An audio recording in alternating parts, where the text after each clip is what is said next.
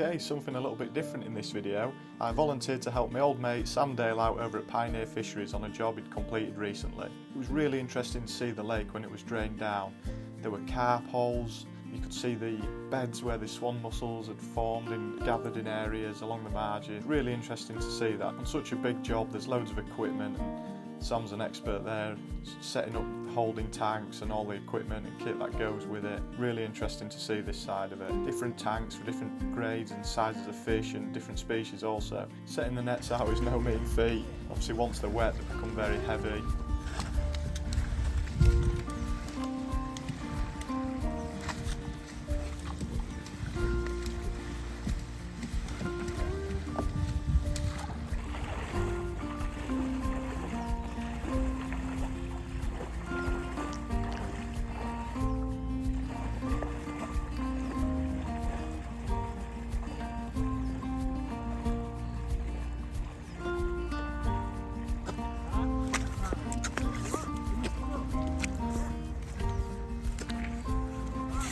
As the lake had drained down, it exposed some bars and humps that we had to sort of work around to get the best out of that netting situation in that area of the lake.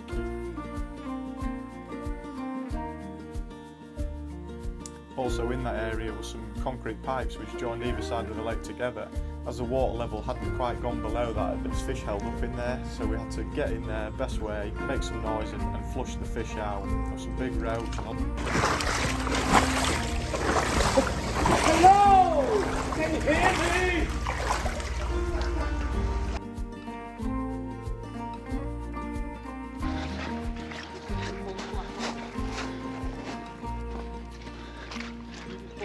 Of course, come mate.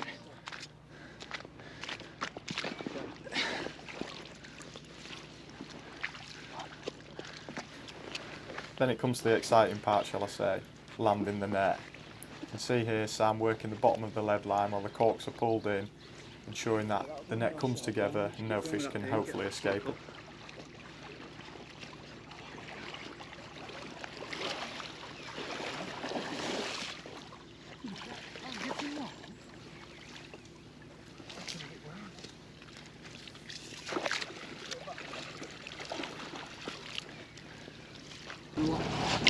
I think so, from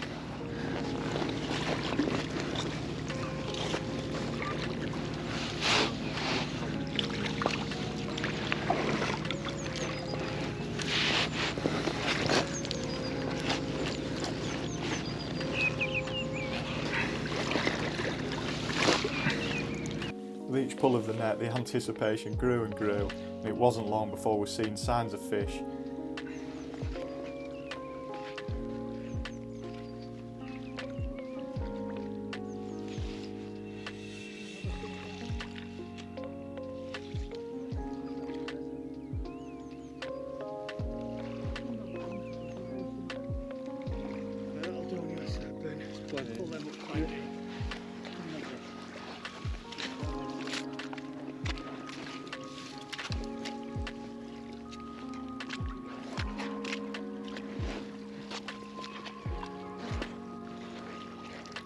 Now there's a bit of finesse to this part of the process. It's very easy to get this bit wrong.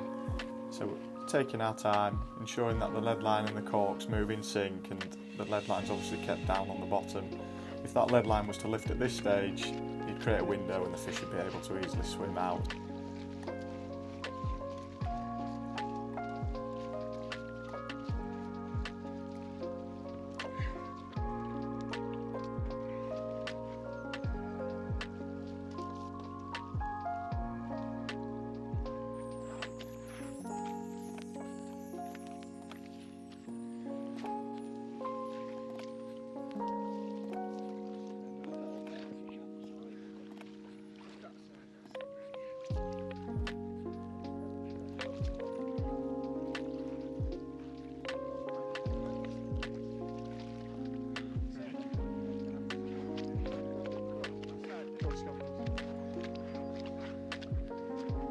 There we can see it now. As the net comes to the final stages, you start to reap the rewards, and you can see the corks are bobbing, roach are splashing, and you can also see the odd back of a carp starting to stick out.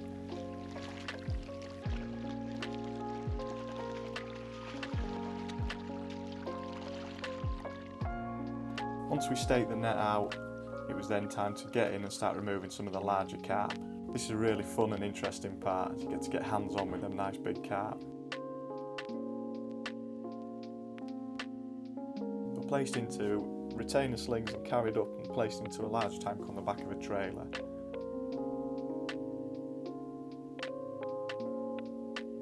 Sam seems to make this part look very easy, but I can assure you it's not as easy as it looks.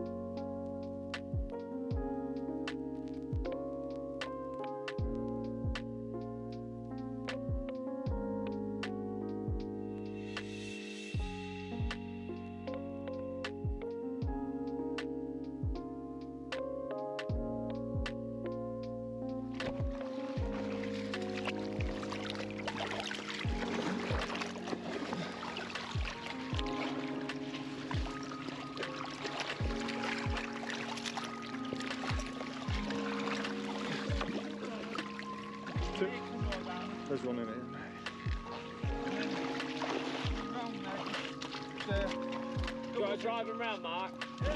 It was also really interesting to see the stamp of roach that had naturally bred on in this lake. Some of the roach were pushing over 2 pounds.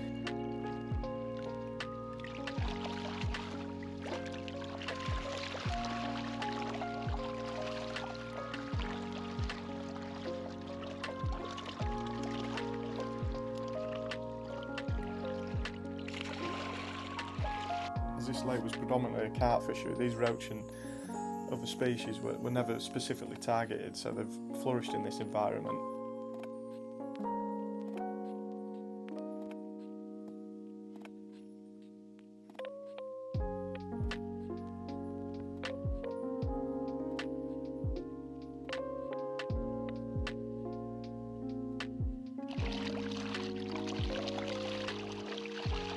Catfish were removed out of the nets and placed into separate holding areas, and they would be placed in a separate tank.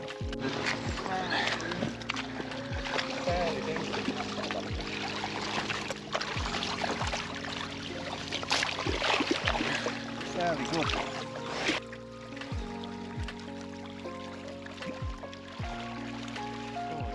They were then lifted up in the retainers and placed onto the back of the trailer, where they'd then be taken round to where the holding tanks were.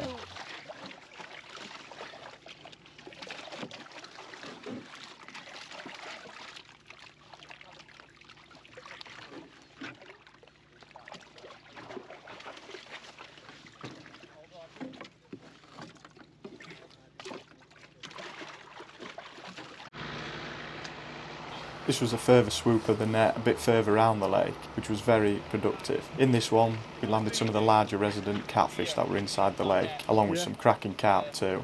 Not quite as many silverfish this time.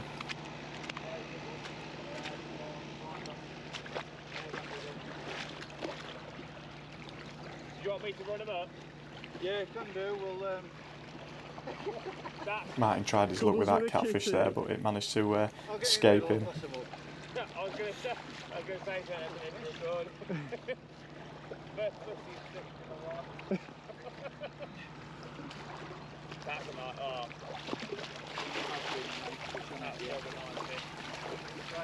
And then the process repeated again, selecting out the carp, grading them at the time into weight categories, and also the catfish were also removed and placed into the separate holding tank at the top.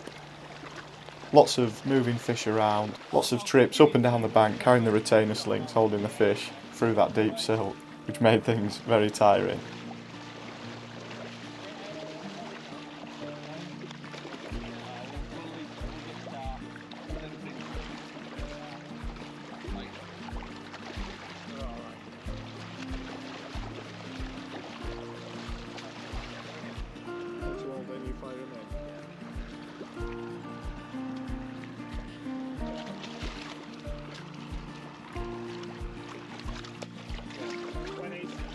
It was lovely to see so many big fish, different species, all in great condition. That's 4 that I put in. What was in that other one? 2 Martin's got 2, yeah, so that's 6.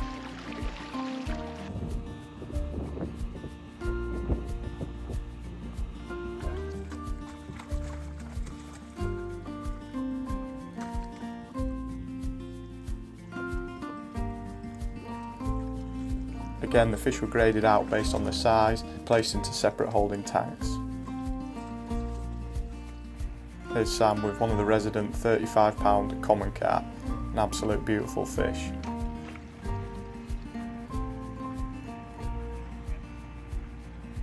The catfish tank soon started filling up with some of them larger residents we got from the second net sweep. The fish were then accurately weighed and placed into the back of the tank on the trailer and taken back to the transportation tanks on Sam's pickup, ready for being sent off and sold to their new buyers and new homes.